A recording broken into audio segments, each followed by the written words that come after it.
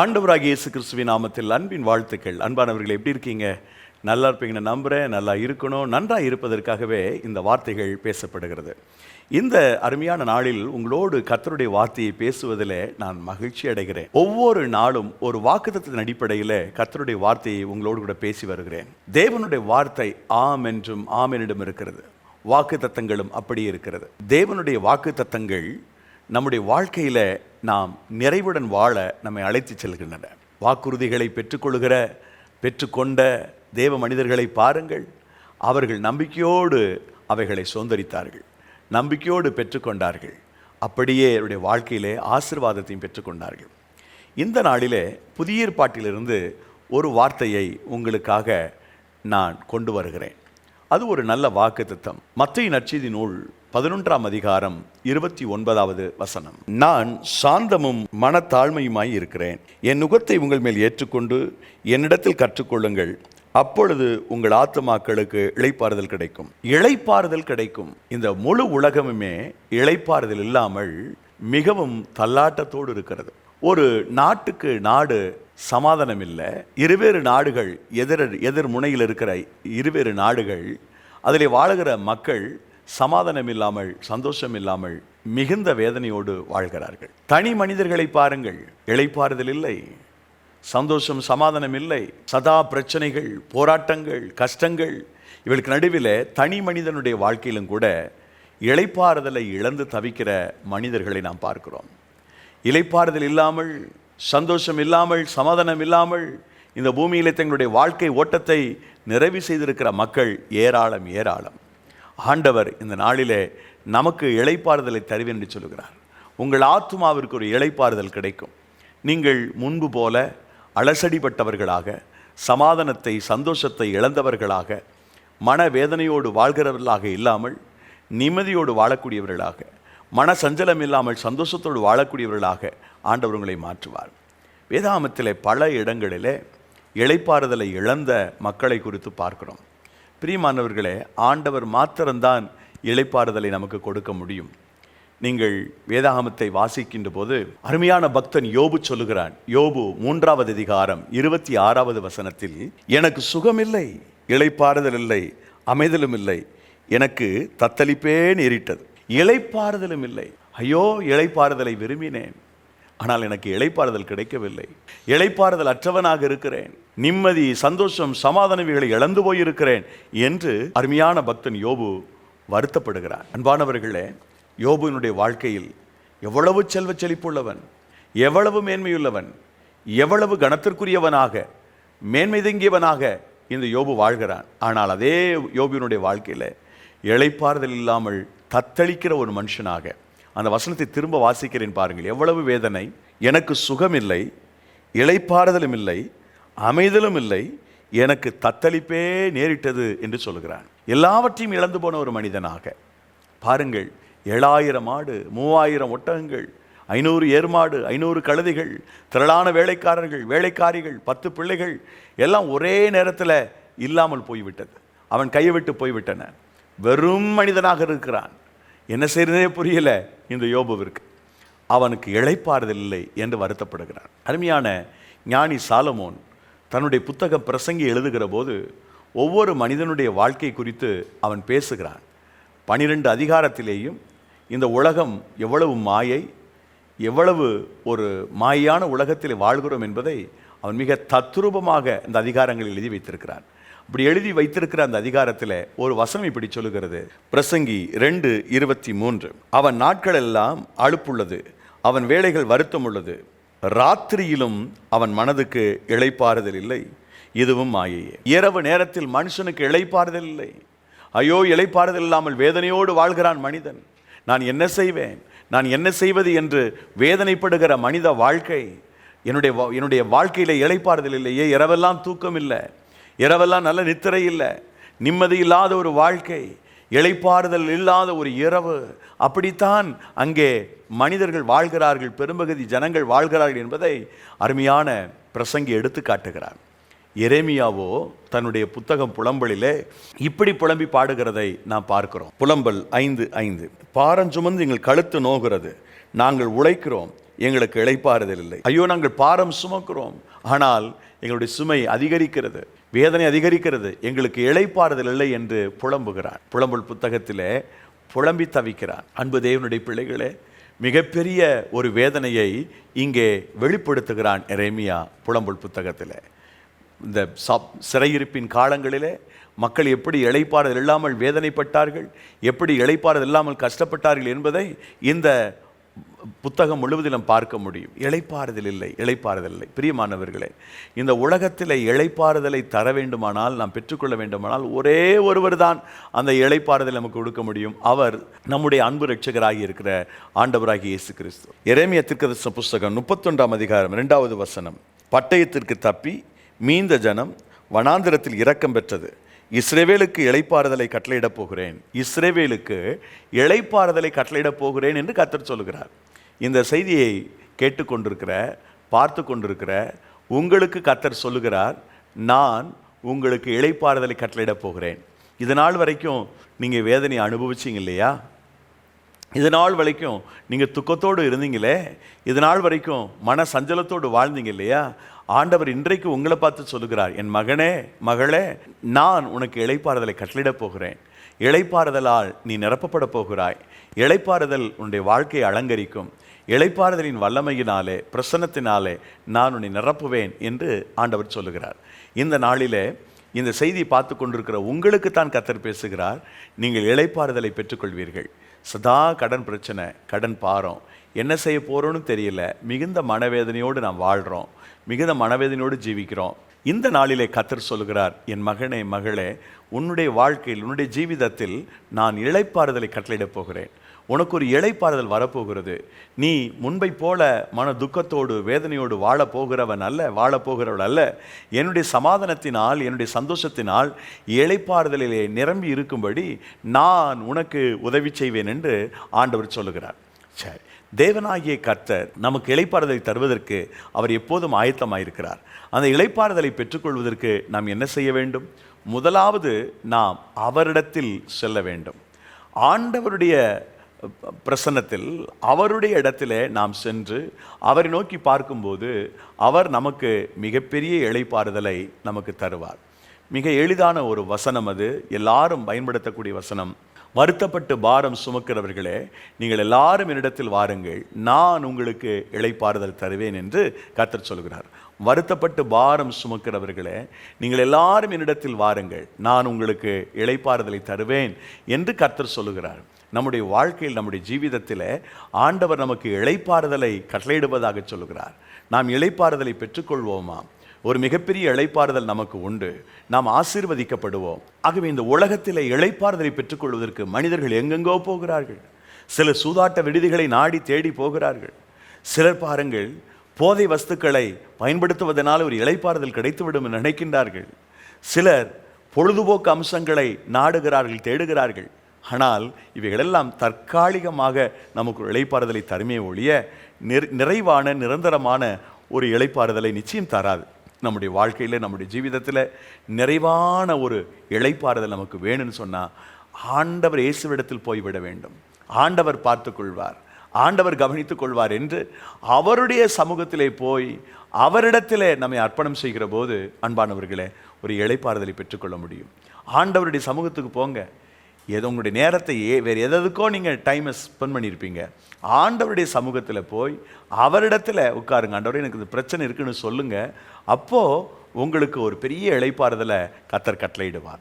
பாருங்கள், அன்னாள் இளைப்பாறுதல் இல்லாமல் இருந்தாள். அவருடைய மனசுல எல்லாம் அவ்வளவு வருத்தம், அவ்வளவு வேதனை, அவ்வளவு சங்கடம். ஆனால் அவள் ஆண்டவரிடத்தில் போனாள், அவருடைய ஆலயத்துக்கு போனாள், முழங்கால் படியிட்டு கண்ணீர் சிந்தி அழுதாள்.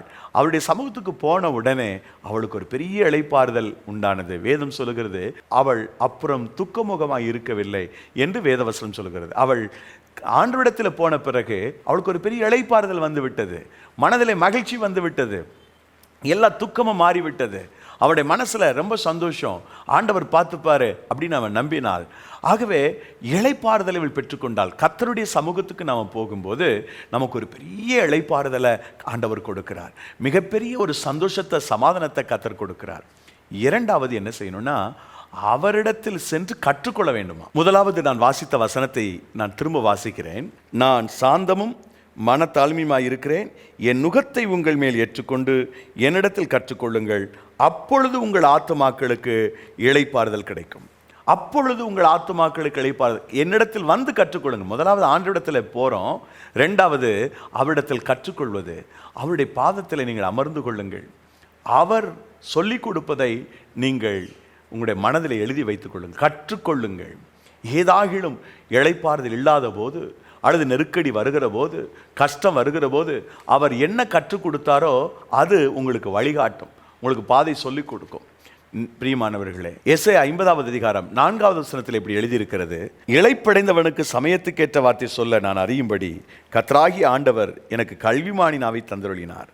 காலைதோறும் என்னை எழுப்புகிறார், கற்றுக்கொள்ளுகிறவர்களைப் போல நான் கேட்கும்படி என் செவியை கவனிக்க செய்கிறார். கற்றுக்கொள்ளுகிறவர்களைப் போல என் செவி அவர் கவனிக்க செய்கிறார். அவர் கற்றுக் கொடுக்கிறார்.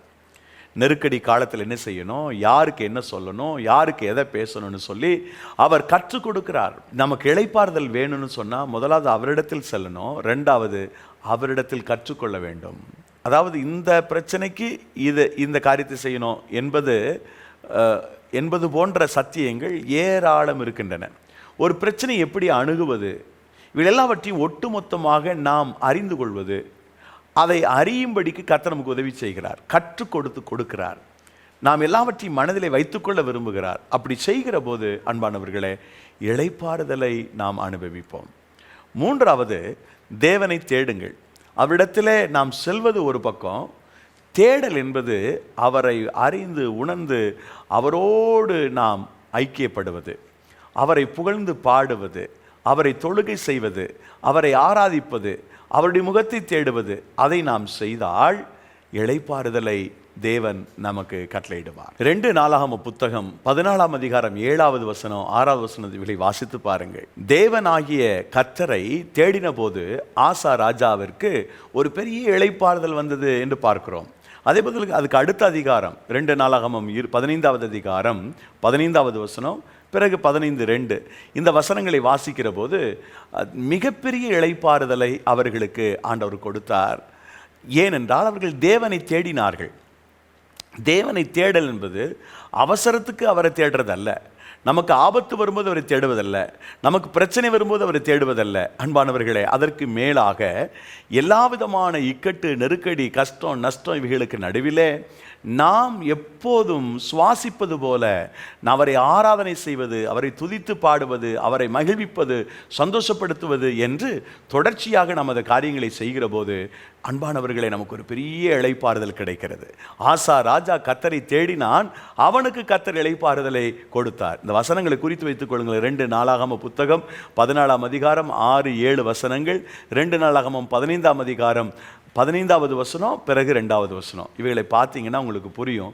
ஆசாவுடைய லைஃப்பில் அவன் கர்த்தரை தேடினதுனால மிகப்பெரிய அளவிற்கு தேவன் அவனுக்கும் ஜனத்திற்கும் மக்களுக்கும் ஒரு பெரிய இளைப்பாறுதலை ஆண்டவர் கட்டளையிட்டார். ஒரு பெரிய இளைப்பாறுதல் அவளுக்கு கிடைத்தது. அன்பானவர்களே, இளைப்பாறுதலை பெற்றுக்கொள்வதற்கு நாம் முதலாவது கர்த்தரிடத்தில் செல்ல வேண்டும் என்று நாம் பார்த்தோம். ரெண்டாவது அவரிடத்தில் காரியங்களை கற்றுக்கொள்ள வேண்டும் என்று நாம் சிந்தித்தோம். மூணாவது அவரை தேடுங்கள், அவரை நோக்கி பாருங்கள், அவர் முகத்தை நோக்கி பாருங்கள். அவரை தேடும்போது, அவருடைய முகத்தை நோக்கி பார்க்கும்போது நம்முடைய லைஃப்பில், வாழ்க்கையில் எல்லா காரியங்களிலேயும் ஒரு பெரிய இளைப்பாறுதலை ஆண்டவர் நமக்கு கட்டளையிடுவார். பெரிய இளைப்பாறுதலை கட்டளையிடுவார். தேவனை தேடுகிற போது இளைப்பாறுதல் வருகிறது. இன்னொரு ராஜா கூட என் ஞாபகத்துக்கு வருகிறார். அவர் யோசபாத். யோசபாத்துக்கு விரோதமாக பல ராஜாக்கள் ஒன்று கூடி வந்து யோசபாத்துக்கு விரோதமாக களத்தில் இறங்குறாங்க. ஏராளமான ஜனங்கள். இந்த ஜனங்களை தான் எப்படி வெற்றி கொள்ள போகிறோம் என்று தெரியல யோசபாத்துக்கு. அவன் உண்மையாகவே பயந்தான். திரளான மக்களை கண்டு அவன் பயந்து கர்த்தரை தேடுகிறதுக்கு ஒருமுகப்பட்டானாம். கர்த்தரை தேடுகிறதுக்கு அவர் ஒருமுகப்பட்டான். ஆகவே கர்த்தர் ஒரு பெரிய இளைப்பாறுதலை கட்டளையிட்டார். 2 நாளாகம புத்தகம் 30ஆம் அதிகாரத்தில் அவனுக்கு ஒரு பெரிய இளைப்பாறுதலை கர்த்தர் கட்டளையிட்டார்னு எழுதியிருக்குது. ஏன் இளைப்பாறுதலை கட்டளையிட்டாராம்? 23 2 நாளாகமம் 23 வாசிக்கிறோம். அவன் கர்த்தரை தேடினான், கர்த்தரை தேடுகிறதற்கு ஒருமுகப்பட்டான். ஆண்டவரை தேடுவதற்கு ஒருமுகப்பட்டதுனால, ஆண்டவரை தேடுவதற்கு அவன் மனது இணங்கினதுனால அவனுடைய எல்லைகளிலே, வாழ்வின் எல்லைகளிலே, ஆளுகையினுடைய எல்லைகளிலே, அரசாட்சி நிலைகளிலே கர்த்தர் மிகப்பெரிய ஒரு இளைப்பாறுதலை கட்டளையிட்டார். உங்கள் வாழ்க்கையில் இளைப்பாறுதல் வேணுமா? ஆண்டவரை தேடுங்க, அவர் முகத்தை நோக்கி பாருங்க. ஒவ்வொரு நாளும் ஆண்டவருடைய சத்தத்தை கேட்டு அவருடைய சித்தத்தை செய்கிற மக்களாக நாம் இருக்கும் பட்சத்தில் நமக்கு எதிராக காணப்படக்கூடிய எல்லா கிரியைகளை கர்த்தர் அழித்தொழித்து ஒரு பெரிய இளைப்பாறுதலை ஆண்டவர் நமக்கு தருவார். ஒரு பெரிய பீஸ் ஆஃப் மைண்ட் நம்முடைய லைஃப்பில் அது நதியை போல பாயும், சமாதான நதியை போல பாயும். கர்த்தர் உதவி செய்வார். உங்களுடைய வாழ்க்கையில் இளைப்பாறுதல் வேண்டுமா அன்பானவர்களே? இப்போதே கர்த்தருடைய சமூகத்தில் முழங்கால் படியிட்டு அவரை தேட நீங்கள் முற்படுங்கள்.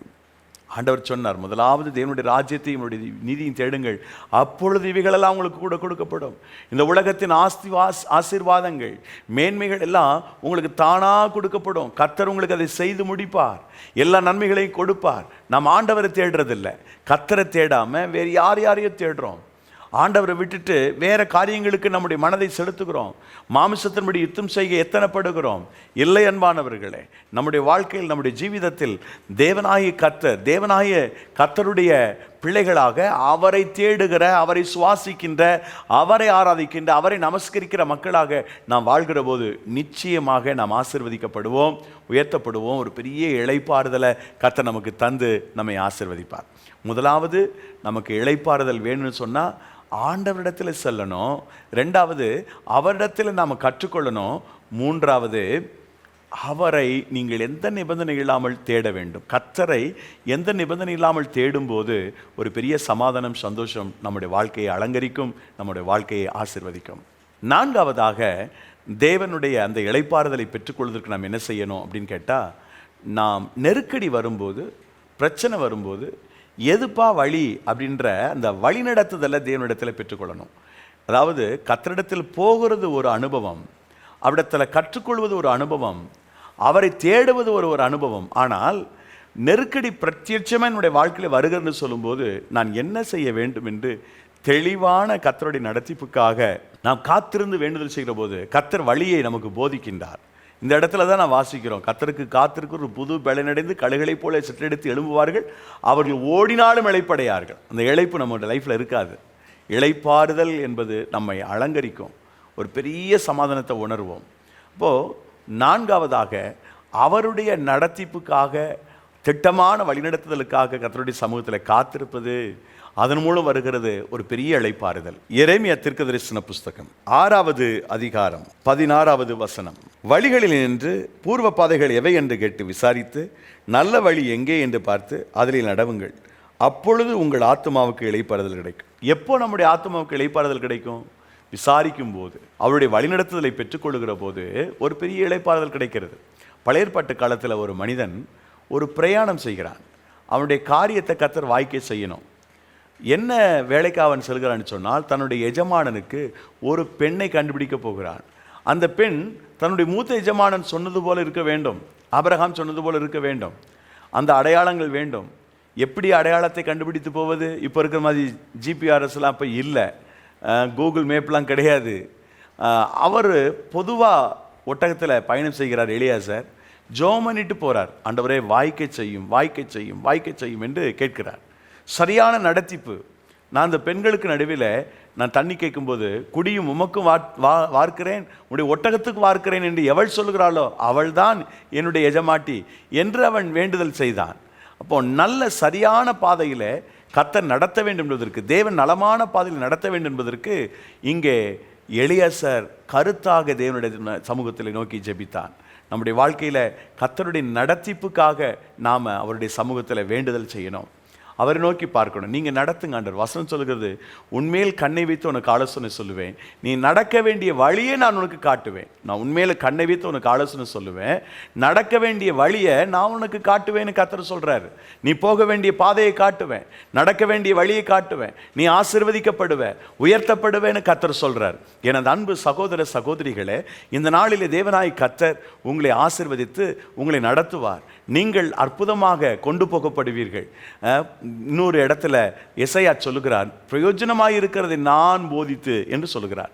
எது ரொம்ப பிரயோஜனமாக இருக்குமோ அதை நான் உனக்கு போதிப்பேன், அதற்கான வழியை காட்டுவேன், அதில் நீ போனின்னு சொன்னால் ஒரு பெரிய இளைப்பாறுதல் கிடைக்கும் என்று நாம் வேதாமத்தில் வாசிக்கிறோம். இப்போ 4 விஷயத்தை நான் சொல்லியிருக்கிறேன்.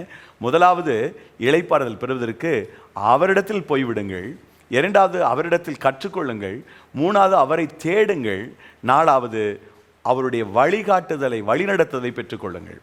5வது, உபவாசித்து தேவனை நோக்கி ஜெபியுங்கள். சமஸ்த இஸ்ரவேலர்களுக்கு, யூதர்களுக்கு ஒரு பெரிய இளைப்பாறுதல் உண்டாச்சு எஸ்தருடைய காலங்களிலே, மொர்தெகாயுடைய காலங்களிலே. இந்த இளைப்பாறுதலை பெற்றுக்கொள்வதற்கு அவர்கள் என்ன செய்தார்கள்? இளைப்பாறுதல் உண்டு, இளைப்பாறுதலை கர்த்தர் கொடுத்தார் என்பதற்கான வசனங்கள் பல இடங்கள் இருக்கின்றன. குறித்து வைத்துக் கொள்ளுங்கள். எஸ்தர் 9வது அதிகாரம் 16, 17, 18 வசனங்கள், 9ஆம் அதிகாரம் 21வது வசனம். இந்த வசனங்களிலே கர்த்தர் இளைப்பாறுதலை கட்டளையிட்டார் என்பதை பார்க்கிறோம். இந்த இளைப்பாறுதலை பெறுவதற்கு எஸ்தர் ராஜாத்தி, அவர்களோடு இருந்த தாதிமார், மொர்தெகாய் என்ன செய்தார்கள் என்பதை நாம் கவனிக்கும் போது, அவர்கள் உபவாசித்து அழுது ஜெபம் பண்ணினார்கள். எங்கள் மக்களை பாதுகாத்தருளும், எங்களுடைய பிள்ளைகளை பாதுகாத்தருளும் என்று விடாமல் தொடர்ச்சியாக அவள் ஜெபித்தார்கள். 4:14 எஸ்தரிலே இப்படி வாசிக்கிறோம்: நீ இந்த காலத்தில் மௌனமாயிருந்தால் யூதருக்கு சகாயமும் ரட்சிப்பும் வேறிடத்திலிருந்து எழும்பும். அப்பொழுது நீயும் உன் தகப்பன் குடும்பத்தாரும் அழிவீர்கள். நீ இப்படிப்பட்ட காலத்திற்கு உதவியாக இருக்கும்படி உனக்கு ராஜமேன்மை கிடைத்திருக்கலாமே, யாருக்கு தெரியும் என்று சொல்ல சொன்னான். அடுத்த வசனம் சொல்கிறது: அப்பொழுது எஸ்தர் மொர்தெகாய்க்கு மறுபடியும் சொல்ல சொன்னார். 4:16 நீ போய் சூசானில் இருக்கிற யூதரெல்லாம் குடிவரச் செய்து 3 நாள் அல்லும் பகலும் புசியாமலும் குடியாமல் இருந்து எனக்காக உபவாசம் பண்ணுங்கள். நானும் என் தாதிமாறு உபவாசம் பண்ணுகிறோம். இவ்விதமாய் சட்டத்தை மீறி ராஜாவினிடத்தில் பிரவேசிப்பேன். நான் செத்தாயிலும் சாகிறேன் என்று சொல்ல சொன்னான். இப்படி உபவாசத்தோடு வைராக்கியத்தோடு இந்த எஸ்தர், மொர்தெகாய் இருவரும் போய் அவர்கள் நின்றபோது, பிரியமானவர்களே, ஒரு பெரிய இளைப்பாறுதலை கர்த்தர் கட்டளையிட்டார். ஒரு குறிப்பிட்ட மனிதனுக்கல்ல, குறிப்பிட்ட குடும்பத்திற்கல்ல, சமஸ்த இஸ்ரவேலருக்கும் யூதருக்குள்ளும் கர்த்தர் மிகப்பெரிய சமாதானத்தை கட்டளையிட்டார். ஒரு இளைப்பாறுதல் வந்தது, ஒரு பெரிய இளைப்பாறுதல் அவளுக்கு கிடைச்சது. ஆக இளைப்பாறுதலை பெற்றுக்கொள்வதற்கு, ஒரு பெரிய இளைப்பாறுதலை நீங்கள் அனுபவிப்பதற்கு நீங்கள் கடைபிடிக்க வேண்டிய காரியம் உபவாசம்தான். முடியலை, சில விஷயங்கள்லாம் நான் என்னமோ செஞ்சு பார்த்துட்டேன் பிரதர், ப்ரேயர் பண்ணி பார்த்துட்டேன், முயற்சி எடுத்து பார்த்துட்டேன், ஒன்றும் நடக்கலை என்று சொல்லக்கூடிய நிலையில் நீங்கள் இருக்குங்களா? அப்படிப்பட்ட பிரச்சனை உங்களை வாட்டி வதைக்குதா? சமாளிக்கவே முடியலைன்னு சொல்கிறீங்களா? உங்களை பார்த்து கர்த்தர் சொல்கிறார், ஒரு நாள் உபவாசம் பண்ணுங்க, ஆண்டவருடைய சமூகத்தில் உங்களை தாழ்த்துங்க, உங்களை ஒப்புக்கொடுங்க. ஆண்டவர் வானத்தின் பலகணிகளை திறந்து கொண்டு உங்களை ஆசீர்வதிப்பார், திறந்து கொடுத்து உங்களை ஆசீர்வதிப்பார். நீங்கள் ஆசீர்வாதமாயிருப்பீர்கள். நிச்சயமாக இந்த செய்தியை பார்த்து கொண்டிருக்கிற உங்களுக்கு ஒரு பெரிய இளைப்பாறுதலை ஆண்டவர் கொடுப்பார் என்று நம்புகிறேன். நீங்கள் விசுவாசித்தால், ஆம் என்று சொல்லக்கூடியதாக இருந்தால், உங்களுக்கு ஒரு பெரிய இளைப்பாறுதலை, ஒரு பெரிய நன்மையை கர்த்தர் உங்களுக்கு கொடுத்து உங்களை ஆசீர்வதிக்கப் போகிறார். இதுவரை நடந்த, இதுவரையுடைய வாழ்க்கையை நாசப்படுத்தி வேதனைப்படுத்தி கொண்டு போன எல்லா சபிக்கப்பட்ட வல்லமைகளையும் கர்த்தர் முறியடித்து ஒரு விசேஷித்த ஆசீர்வாதத்தை இன்றைக்கு செய்தியை பார்த்து கொண்டிருக்கிற, கேட்டுக்கொண்டிருக்கிற உங்களுக்கு கர்த்தர் கொடுப்பார் என நம்புகிறேன். அப்படியே நடக்க வேண்டும் என்று ஜெபிக்கிறேன். கர்த்தர் இந்த நாளிலே யாரெல்லாம் இந்த ஜபத்தில், இந்த செய்தி கேட்டுக்கொண்டு இந்த ஜபத்தில் இணைந்திருக்கிறீர்களோ, உங்கள் ஒவ்வொருவருக்கும் ஆண்டவர் ஒரு புது பலனை கொடுப்பார், புதிய சக்தியை கொடுப்பார். எல்லாவற்றையும் நீங்கள் ஜெயித்து வெற்றி பெறுவீர்கள். உங்களை எந்த சூழ்நிலை மேற்கொள்ள முடியாது, நீங்கள் தான் சூழ்நிலைகளை மேற்கொண்டு வெற்றி பெறுவீர்கள். ஆம், இளைப்பாறுதலை அனுபவிக்க போகிறீர்கள். உங்கள் ஆத்துமா இளைப்பாறுதல் என்கிற தெய்வீக பரிசுத்த பிரசன்னத்தினாலே நிரப்பப்படும். நீங்கள் யாருக்கு ஜெபிக்கிறீர்களோ, யாருக்கு அவர் தலையில் கரங்களை வைத்து வேண்டுகிறீர்களோ, அவர்களுக்குள்ளும் தெய்வீக சமாதானம் உண்டாகும், இளைப்பாறுதல் உண்டாகும். ஆகவே இந்த நாளிலே உங்களுக்கான வார்த்தை, அன்பானவர்களே, கர்த்தர் உங்களை பார்க்க வச்சிருக்கிறாரு. உங்கள் ஆத்துமாவுக்கு ஒரு பெரிய இளைப்பாறுதல் இப்பொழுதே வருகிறது. உங்கள் வாழ்க்கைக்கு ஒரு பெரிய இளைப்பாறுதல் இப்பொழுதே வருகிறது. உங்களுடைய ஜீவிதத்திற்கு இப்பொழுதே ஒரு பெரிய இளைப்பாறுதல் வருகிறது. நீங்கள் அதை பெற்று மகிழுங்கள். 5 விஷயங்களை பார்த்தோம் இல்லையா? முதலாவது, ஆண்டவரிடத்தில் செல்ல வேண்டும். 2வது, அவரிடத்தில் கற்றுக்கொள்ள வேண்டும். 3வது, அவருடைய முகத்தை நோக்கி பார்க்கணும், அவரை தேடணும். 4வது, வழி இதுதான், வழி எது என்று கண்டுபிடிக்கும்படி தேவனுடைய நடத்திப்பை நாம் பெற்றுக்கொள்ள வேண்டும். ஃபைனலாக கர்த்தருடைய சமூகத்தில், அவருடைய பாதத்தில் உபவாசித்து அவரை நோக்கி மன்றாடும் போது, உபவாசித்து அவரை நோக்கி பார்க்கும்போது மிகப்பெரிய மாற்றம், மிகப்பெரிய அற்புதத்தை கர்த்தர் உங்களுடைய வாழ்க்கையிலே செய்வார். உபவாசித்து ஜெபிக்கிற பிள்ளைகள் ஆசீர்வதிக்கப்பட்டவர்கள்.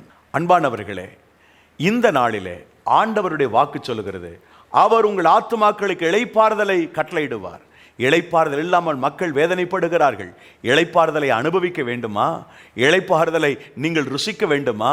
நீங்கள் செய்ய வேண்டிய காரியம் இதுதான். ஆண்டவருடைய சமூகத்துக்கு செல்லுங்கள், அவரை நோக்கி பாருங்கள். மத்தேயு நற்செய்தி நூல் 11ஆம் அதிகாரம் 28, 29 வசனங்களை ஞாபகத்தில் வைத்துக் கொள்ளுங்கள். அவரிடத்தில் செல்லுங்கள், அவர் உங்களுக்கு இளைப்பாறுதல் தருவார். இந்த நாளிலே உங்க மனசில் இருக்கிற எல்லா வேதனைகளையும் கர்த்தர் விசாரித்து உங்களுக்கு மிகப்பெரிய இளைப்பாறுதலை தந்து உங்களை ஆசீர்வதிப்பார். ஜெபம் செய்வோம். நேசிக்கிற எங்கள் பரலோக தந்தையே, ஆசீர்வாதமான இந்த தருணத்திற்காக நன்றி. இந்த வார்த்தைகளை கேட்ட எங்களுடைய அன்பு சகோதர சகோதரிகள் ஒவ்வொருவரையும் ஆசீர்வதியும் அப்பா. தேவனை நம்பிக்கையோடு ஜெபிக்கிறோம். யாரெல்லாம் உடைய இளைப்பாறுதலை உணர்கிறார்களோ ஆண்டவரே தகப்பனே, அவர்கள் ஆசீர்வதிக்கப்பட்டவர்கள், பாக்கியவான்கள். எல்லாருக்கும் அந்த பாக்கியத்தை நீ கொடுக்கும்படி ஜெபிக்கிறேன்.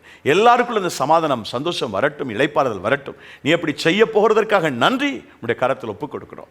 எல்லா துதி கன மகிமை யாவும் ஒருவருக்கே செலுத்துகின்றோம். இயேசு கிறிஸ்துவின் நாமத்தில் ஜெபிக்கிறோம் நல்ல பிதாவே, ஆமென்.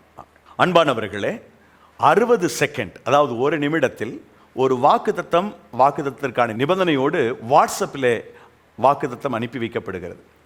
உங்களுக்கு தேவைப்பட்டால் அதிகாலையில் உங்கள் அலைபேசிக்கு வந்து சேரும்.